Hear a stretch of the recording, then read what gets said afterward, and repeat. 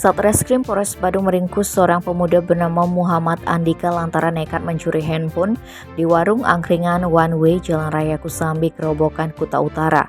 Kasih Polres Badung Ibtu Ketut Sudana menerangkan peristiwa ini dilaporkan terjadi pada Senin 25 Juli. Kala itu sekitar pukul 21.30 tengah digelar acara nonton bareng di tempat kejadian perkara. Layaknya pengunjung, pelaku pun turut nongkrong di sana.